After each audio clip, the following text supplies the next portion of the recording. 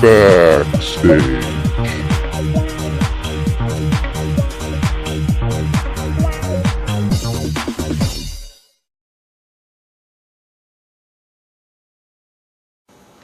All right, we're back. Damien from Backstage Vancouver. Kelly's with us today, editor par excellence, old school, he tells me. And you're into documentaries. Yes. Which is one of my things that I would really love to get into at some point. Tell us a little bit about, you've obviously been doing this a long time. Give us a quick rundown. Where are you coming from? How did I get into editing? I think that would take me back to my university days when I was studying communications at Simon Fraser University. Actually, my first projects I was working on were sound projects that had nothing to do with picture at all. Mm-hmm.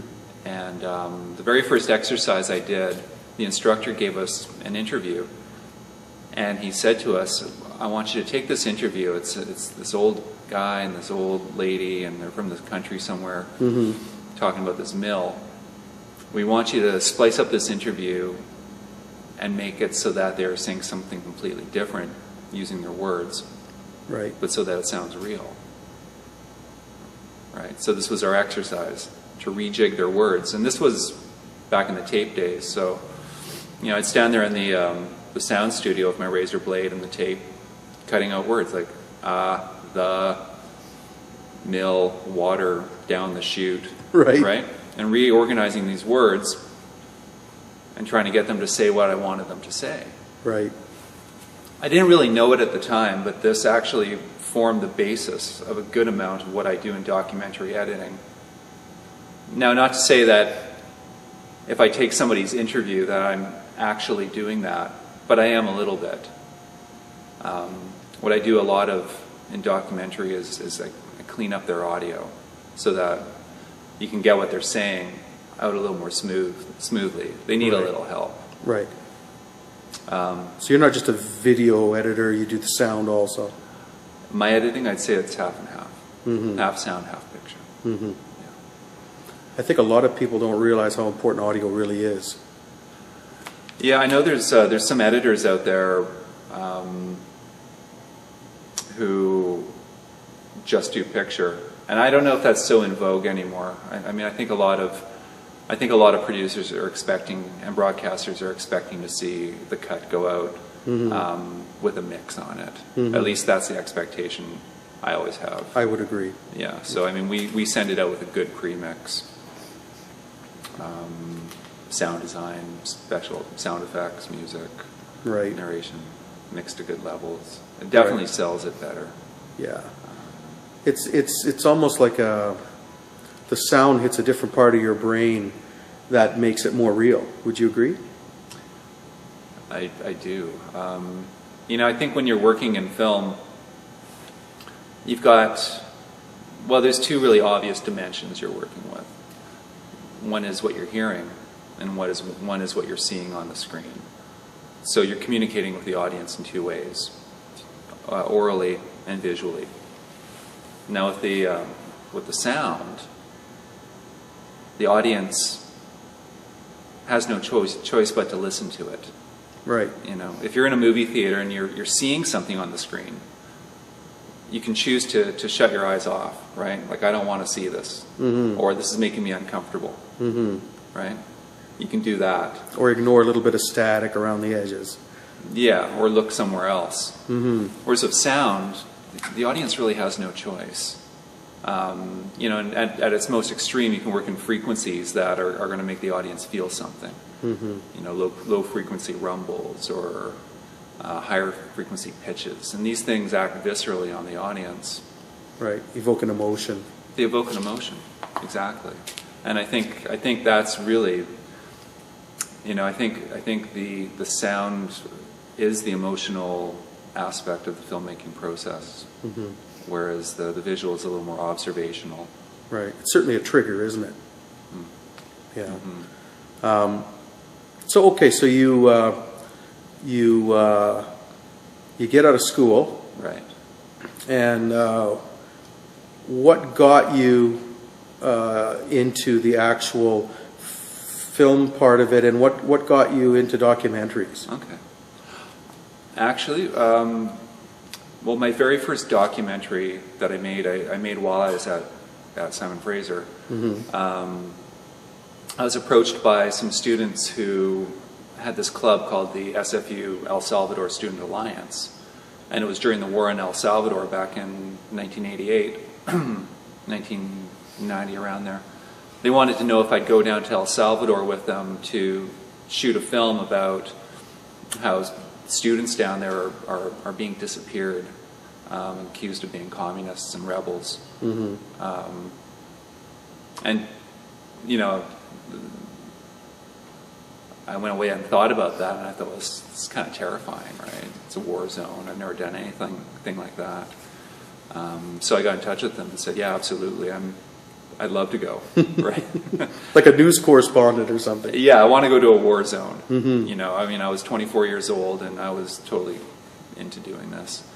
So yeah, I got my handheld Sony camcorder, a whole bunch of mini DV tapes, or I think it might have been High 8 at the time. It was Video 8. So we went down there with our Video 8 camcorder. Did you drive? No, we flew down. You flew down? Yeah. And we made this film about the student movement in El Salvador. Very political film. We were being followed at all times. Wow. We were being spied on. You know, our first night down there, sleeping in the hotel, you know, the Ramada or wherever we were, they blew off bombs in the middle of the night, like right by us. I'd never been in a war zone before and had bombs going off around me, and they're loud. You know, I woke up out of bed with a fright, and I looked down beside me, and my roommate, this American guy, was down behind the two beds like this, and I was just like, and yeah, you know, I mean, I think that was the start of my documentary making process. Yeah. And there was definitely there was a responsibility in it. This is what really struck me, especially once we were leaving the country, that these people had opened up their hearts to us and told us their stories, knowing that there was a possibility that doing so could endanger their lives and their families' lives. But did it anyway. They did it anyway. And I remember being at the airport and standing there waiting to board the plane, and I had in my bag there about 30 tapes with these really loaded interviews on them. And we had soldiers walking around, and again, we'd been followed the whole time. Like, there was this American guy they called the Gringo. I think he worked for the CIA. Salvadorians following us. So here we are at the airport, and I've got the goods in my bag. And I'm just hoping somebody doesn't come up and grab me and take that stuff, because there was so much evidence in there. You know, but we got on that plane and flew out of there, and I came back to Canada and edited my first documentary. Wow. Yeah, and it was a 45-minute piece, which you know, that club used to generate additional funding for their efforts to help the students in El Salvador. Well, that's awesome. Yeah. So you go from there. When did you? I mean, did that seal it for you? Was it documentaries, or did you have a period of time where you kind of decided, no, this is what I need to do? You know, I really liked filming. So whether it was documentary, experimental film, music videos, I was doing it all. My first job getting out of university was actually an editing job. I was working for a company called United Film and Video here in Vancouver. They were doing karaoke laser discs for the Asian market, music video style. Right. And there's actually a few of us who got our career starts there. There's another editor, colleague of mine, Al Flett, who's a fairly big documentary editor around town, lead editor on Ice Pilots. He was working with me there. Michael Balfrey, director of photography, he was one of our DPs on that show, and we were a talented pool of people making these videos, and that was my first editing gig, running the editing department on that, and then later directing the videos. Yeah, why documentary? You know, in doing the music videos, there was a certain, they were fun. I liked doing that. I liked doing the karaoke. But once I left that company, I found myself looking for work in Vancouver. And I did some work doing corporate videos for a little while, and found I just didn't like it. Like it wasn't working for me, and I actually quit the industry and went tree planting. I came back and did a couple documentaries. One was about the Dalai Lama. The Dalai Lama came to Vancouver. Oh, I think I've seen that. Right. Yeah, a friend of mine, Reese Metcalf, was filming this, and he said, "You want to edit it?" And so I cut that. And then, you know, I was talking to a friend of mine. He was doing this documentary in Toronto about this porn star, Annabelle Chong, who had done this world record sex act where she had 250 partners in a day. And I thought, well, this sounds like a really interesting documentary. You know, it sounded like the kind of film that, if done right, it could really mean something. Right. So I went out to Toronto and I worked on that. And in working on that, I met my first mentor. His name was Greg West, and Greg was a very well-known documentary editor in Toronto at the time. He had worked for The Fifth Estate, CBC's The Fifth Estate, CBC's Witness, and he was journalistically a really great storyteller.